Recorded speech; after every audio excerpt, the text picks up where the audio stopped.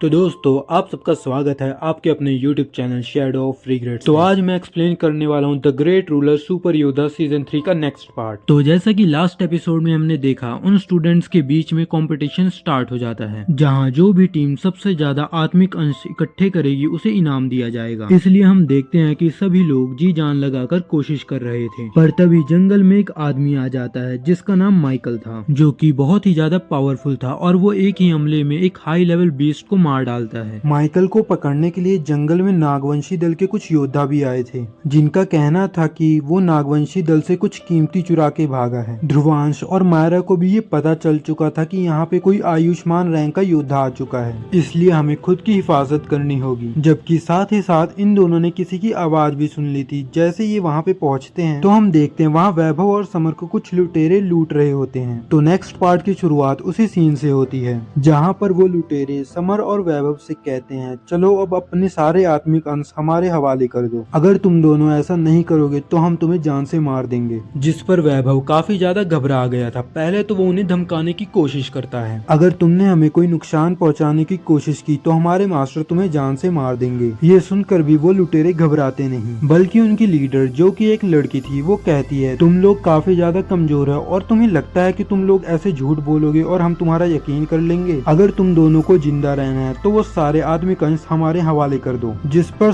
समझ गया था कि आखिरकार उन्हें ऐसा करना ही होगा और आगे आके कहता है, तो ठीक है, मैं सारे के सारे आत्मिक अंश तुम्हारे हवाले कर दूंगा, लेकिन तुम्हें एक प्रॉमिस करना होगा, हम जैसे ही आत्मिक अंश तुम्हारे हवाले करेंगे तो तुम हमें यहाँ से जाने दोगे। जिस पर वो लुटेरा कहता है, बच्चे तुम तो काफी ज्यादा समझदार हो, हाँ ठीक है, मुझे तुम्हारी ये शर्त मंजूर है। लेकिन दूसरी तरफ वैभव को ये बात बिल्कुल पसंद नहीं आती। वो आगे आते हुए समर से कहता है कि तुम ये क्या कर रहे हो। फिर समर कहता है, क्या तुम देख नहीं पा रहे, इनकी पावर्स हमारे से ज्यादा है और ये नंबर्स में भी हमसे ज्यादा हैं। हम लोग चाहकर भी इनसे फाइट नहीं कर सकते, अभी के लिए हमें अपनी जान ही बचानी होगी। जो सुनकर वो लुटेरे तो काफी ज्यादा खुश हो रहे थे और वो इनका मजाक भी उड़ा रहे थे, लेकिन वैभव को ये सब बिल्कुल अच्छा नहीं लगता। वो आगे कहता है कि मुझे तुम लोगों से डर नहीं लगता, मैं तुमसे फाइट करना चाहता हूँ। जो सुनकर तो उन लुटेरे को काफी ज्यादा गुस्सा आ जाता है और वो अपने हाथों से चेतना शक्ति निकालने लगते हैं और साथ ही वो वैभव से कहता है, लगता है तुम आज मरना चाहते हो। अब तक वहाँ पे ध्रुवांश और मायरा भी पहुँच जाते हैं और उन सब ने भी ये सब देख लिया। तभी हम देखते हैं कि एक लुटेरे ने वैभव पे अपनी चेतना शक्ति से अटैक कर दिया था, लेकिन उसे रोकने ध्रुवांश आ जाता है। यहाँ अपना अटैक ब्लॉक होते हुए देखकर वो लुटेरा कहता है, अब आखिर तुम कौन हो। वैभव ध्रुवांश और मायरा को यहाँ पे देख के काफी खुश हो गया था और वैभव ध्रुवांश को बताता है कि ये लोग हमें लूटने की कोशिश कर रहे हैं। ध्रुवांश कहता है कि हाँ, मैंने दूर खड़े होकर सब कुछ सुन लिया है। यहाँ वो लड़की ध्रुवांश से कहती है कि तुम बेवकूफ हो, क्या तुम्हें मालूम नहीं दूसरों के काम में टांग नहीं अड़ानी चाहिए। जिस पर ध्रुवांश उन्हें देखकर कहता है कि तुम लोग तो बहुत ही ज्यादा बदतमीज हो, क्योंकि तुम लोग पावर्स और नंबर्स में ज्यादा होने के बाद भी दो लोग पर जुल्म कर रहे हो। तुम लोगों से ज्यादा बेशर्म और बदतमीज इंसान मैंने कोई नहीं देखा। ये सुनकर वो लड़की कहती है, मुझे माफ कर दो, इसमें मैं कुछ नहीं कर सकती। ये दुनिया जालिम है और यहाँ जीने के लिए ये सब करना पड़ता है और मैं ये कहूँगी कि अब तो तुम्हारी किस्मत भी बहुत खराब है। ये कहते ही वो कहती है, अब तुम दोनों को भी अपने आत्मिक अंश हमें देने होंगे। ये सब कुछ वो अपने वेपन से ध्रुवांश को पॉइंट आउट करते हुए कहती है। ध्रुवांश उनकी बातें सुनकर मुस्कुराते हुए आगे आ जाता है और साथ ही अपने आत्मिक अंश भी बाहर निकाल लेता है ताकि वो उन्हें दे सके। ये देख के ध्रुवांश के दोस्त तो काफी ज्यादा हैरान हो गए थे कि आखिर ध्रुवांश ने इतनी जल्दी हार कैसे मान ली। दूसरी तरफ वो लुटेरा ध्रुवांश के पास आते हुए कहता है, तुम तो काफी ज्यादा समझदार हो।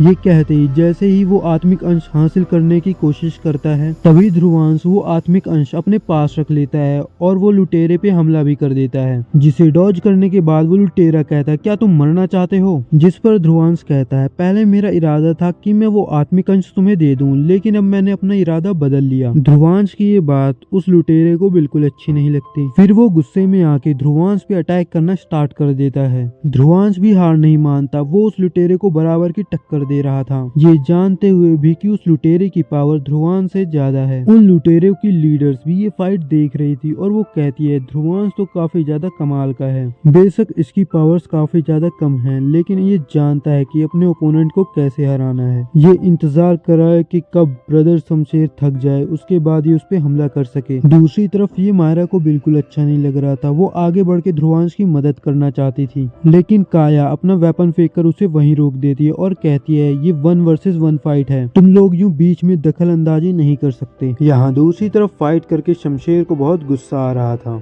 क्योंकि ध्रुवांश की रफ्तार काफी तेज थी, जिससे वो सारे अटैक को डॉज करता और मौका मिलने पे काउंटर अटैक करता। ये देख के शमशेर को ध्रुवांश पे बहुत गुस्सा आ जाता है और वो अपनी सबसे पावरफुल टेक्निक थंडर फिस्ट का इस्तेमाल करते हुए कहता है कि बच्चे अब तो मुझसे नहीं बच सकते। ध्रुवांश भी उसको अपनी तरफ बढ़ता हुआ देख के डेथ रीपर सील को एक्टिवेट कर लेता है। उन दोनों के टकराने से चारों तरफ बहुत ही ज्यादा एनर्जी फैल जाती है और जैसे ही वो धुआं हटता है तो हम देखते हैं ध्रुवांश ने शमशेर को गर्दन से पकड़ा हुआ था, जो देखकर उसके साथ ही आगे बढ़ते हुए उसकी मदद करना चाहते थे। लेकिन तभी मायरा बीच में आते हुए कहती है, क्या तुम लोग भूल गए ये 1 वर्सेस 1 फाइट है, अगर तुम लोग बीच में आए तो ये तुम लोगों के लिए अच्छा नहीं होगा। जिस पर काया भी अपने साथियों को रोकते हुए कहती है, ठीक है तुम लोग पीछे रहो। ध्रुवांश ने अभी भी शमशेर को गर्दन से पकड़ा हुआ था, जिस पर काया आगे बढ़ते हुए कहती है, वाह तुम तो बहुत ही ज्यादा पावरफुल हो। ध्रुवांश काया को अपने ज्यादा पास नहीं आने देना चाहता था, इसलिए वो अपनी सोल डिस्ट्रक्शन पिल को बाहर निकाल लेता है। साथ ही साथ वो काया से कहता है, वहीं पर रुक जाओ, अगर तुमने एक भी कदम आगे बढ़ाया तो तुम्हारा साथी यहीं पे जान से मारा जाएगा। तुम जानती हो ना कि ये पिल क्या कर सकती है। जिस पे काया कहती है, मुझे यकीन नहीं होता तुम लोगों के पास ये सोल डिस्ट्रक्शन पिल है, क्योंकि ये पिल तो बहुत ही ज्यादा कीमती और खतरनाक है। यकीनन तुम लोग एक बहुत ही ज्यादा अमीर घराने से होगे। ध्रुवांश को अब भी काया के इरादे ठीक नहीं लग रहे थे, इसलिए वो कहता है, मैं चाहता हूँ कि तुम लोग यहाँ से चले जाओ, नहीं तो तुम में से कोई एक तो जान से मारा जाएगा। जिस पर काया कहती है, हम लोग हार मानते हैं, अब तुम्हें हमसे कोई खतरा नहीं, तुम उसे छोड़ सकते हो। लेकिन मायरा को उन पर यकीन नहीं था। वो कहती है, क्या होगा अगर इन्होंने अपनी बात पूरी न की। जिस पर काया कहती है, हम लुटेरे जरूर हैं, लेकिन हम अपनी जुबान से कभी भी पीछे नहीं हटते। ध्रुवांश भी इन लोगों पर यकीन करते हुए शमशेर को जिंदा छोड़ देता है। इसके बाद ध्रुवांश अपने दोस्तों के साथ यहाँ से जाने लगता है। पीछे से काया कहती है, अकेडमी में इतने ज्यादा पावरफुल स्टूडेंट्स हैं, मुझे मालूम नहीं था, और लड़के तुम तो मुझे कुछ ज्यादा ही पसंद आ गए। आज के बाद मैं हमेशा तुम पर नजर रखूंगी। ये कहते हुए वो धीरे धीरे ध्रुवांश की तरफ बढ़ने लगती है। साथ ही साथ वो ध्रुवांश से कहती है, क्या मैं तुम्हारा नाम जान सकती हूँ। ध्रुवांश को लगता है शायद ये अपना प्रॉमिस भूलकर ये मुझसे फाइट करना चाहती है, लेकिन काया के तो कुछ और ही इरादे थे। वो कहती है, मैं तो तुमसे शादी करना चाहती हूँ। जो सुनकर काया के साथी कहते हैं, लीडर आप ये क्या कह रही हो। फिर काया कहती है, मेरे पिता ने मुझसे एक बार कहा था, जैसे ही तुम्हें कोई अच्छा लड़का मिले उसे हाथ से मत जाने देना, और ये जेंटलमैन तो काफी ज्यादा पावरफुल और समझदार है, मुझे ये पसंद आया। जो सुनकर ध्रुवांश उसे रिजेक्ट करते हुए कहता है, मुझे माफ कर देना। ये कहते हुए वो अपने दोस्तों के साथ यहाँ से निकलने लगता है। तभी काया कहती है, ध्रुवांश क्या तुम हमारे साथ बिजनेस करना चाहोगे। जो सुनकर ध्रुवांश भी थोड़ा इंटरेस्टेड हो जाता है, और उसके बाद हमारा सीन शिफ्ट होकर माइकल पे आ जाता है, जिसे जंगल में नागवंशी दल के योद्धा अभी भी तलाश कर रहे थे। लेकिन माइकल तो बहुत ही ज्यादा पावरफुल था, वो तेजी से मूव करते हुए उन दोनों योद्धा को मार देता है। इसके बाद सीन शिफ्ट होकर वापस ध्रुवांश पे आ जाता है, जहाँ पर काया उसे बता रही थी कि मैंने स्नो वैली में जेड स्पिरिट फ्रूट को देखा है। वैसे तो इस फ्रूट को ढूंढना काफी ज्यादा मुश्किल था, लेकिन मेरे दोस्तों ने इसे ढूंढ लिया। साथ ही साथ मुझे लगता है उस पर मौजूद जेड स्पिरिट फ्रूट भी पक चुके होंगे। ध्रुवांश यहाँ पे जेड स्पिरिट फ्रूट के बारे में सुनकर काफी ज्यादा हैरान हो गया था। वो सोचता है, जेड स्पिरिट फ्रूट में तो बहुत ही ज्यादा चेतना शक्ति होती है, जिसकी मदद से मैं अपनी पावर्स बढ़ा पाऊंगा और डेथ रीपर सील का सेकंड मार्क भी एक्टिवेट कर लूंगा। अगर वो मुझे मिल जाए तो मजा ही आ जाएगा। लेकिन उसके आसपास कोई ताकतवर तिलिस्मी जानवर भी जरूर होगा, जिसके बारे में वो काया से पूछता है। काया ध्रुवांश को बताती है, वहाँ पर काफी सारे तिलिस्मी जानवर हैं, लेकिन ज्वलंत राजा बंदर सबसे ताकतवर है। जो सुनकर ध्रुवांश कहता है, अब मैं तुम्हारी बात को समझ गया, तुम चाहती हो कि मैं अपनी सोल डिस्ट्रक्शन पिल का इस्तेमाल उस ज्वलंत राजा बंदर पर करूँ ताकि वो मर जाए, लेकिन ऐसा नहीं होने वाला। मेरी पिल की बावजूद भी वो सिर्फ जख्मी होगा, जबकि वहाँ पर तो और भी ज्यादा तिलिस्मी जानवर होंगे, हम उनका मुकाबला कैसे करेंगे। जो सुनकर काया कहती है, बाकी के तिलिस्मी जानवर तुम मुझ पर छोड़ सकते हो। ध्रुवांश और काया को आपस में बातें करते हुए देखकर मायरा को बहुत ज्यादा जलन हो रही थी। जो सुनकर वैभव उसके जख्मों पे नमक छिड़कते हुए कहता है, शायद वो आज ध्रुवांश से शादी करके ही मानेगी। जो सुनकर मायरा कहती है, मैं ऐसा हरगिज नहीं होने दूंगी। जबकि दूसरी तरफ ध्रुवांश काया की सारी बातें सुनकर कहता है, ठीक है तुमने अपना प्लान तो बता दिया,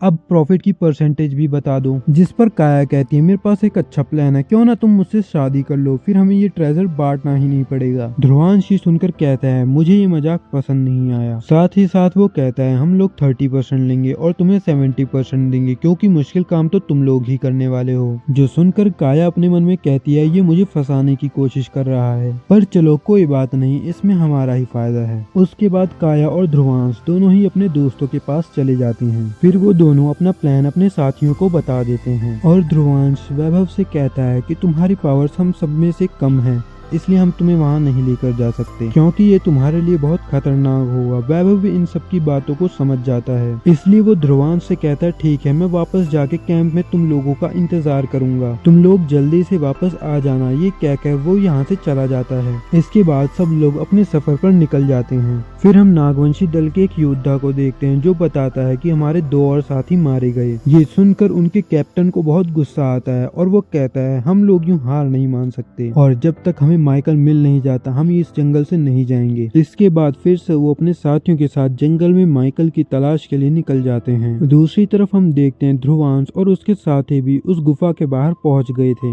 जहां पर बहुत सारे तिलिस्मी जानवर मौजूद थे। फिर वो काया से कहता है तुम लोगों को इनको ठिकाने लगाना होगा। वो भी बिना शोर किए। काया कहती है तुम उसकी फिक्र मत करो, इसके लिए हमारे पास पहले से प्लान मौजूद है। इसके बाद वो शमशेर को इशारा करती है जो देखकर शमशेर अपने पास से एक स्मोक बॉम्ब निकालता है और बताता है इसका इस्तेमाल करके हम उन सारे तिलिस्मी जानवर को सुला देंगे। ये जानकर ध्रुवांश उन लोगों से काफी ज्यादा इम्प्रेस हो गया था, जबकि काया इन लोगों से कहती है कि सब लोग अपनी सांस रोक लो, कहीं गलती से तुम लोग ये गैस इनहेल न कर लो। जिसके बाद शमशेर उस स्मोक बॉम्ब का इस्तेमाल कर लेता है जो सूंघकर सारे तिलिस्मी जानवर वहीं पर बेहोश हो जाते हैं। फिर वो सभी उस केव की तरफ बढ़ना शुरू कर देते हैं जहाँ पर वो जेट स्पिरिट फ्रूट है, लेकिन इन सभी को बहुत ही सावधानी से आगे बढ़ना होगा, कहीं उन तिलिस्मी जानवरों को जगा न दें। वो लोग बहुत ही सावधानी से आगे बढ़ रहे थे, लेकिन तभी मायरा को महसूस होता है कि उसके पीछे से किसी बीस्ट की आवाज आ रही है। वो जैसे ही पीछे मुड़ के देखती है तो उसकी सांसें अटक जाती है क्योंकि एक तिलिस्मी जानवर होश में आ गया था। मायरा ये सब देखकर कुछ भी समझ नहीं पाती और वो तुरंत अपनी तलवार से उस तिलिस्मी जानवर पर हमला कर देती है, जिस कारण उसे और भी ज्यादा गुस्सा आ जाता है। वो तो हमला करके मायरा को जान से मारने वाला था, लेकिन तभी ध्रुवांश आगे बढ़ते हुए उसे एक ही बार में मार डालता है और बहुत ही सावधानी से उसे वापस जमीन पर लिटा देता है। ये सब उसने बहुत ही शांति से किया था ताकि और भी तिलिस्मी जानवर ना जागे। दूसरी तरफ माया उसकी तारीफ करते हुए कहती है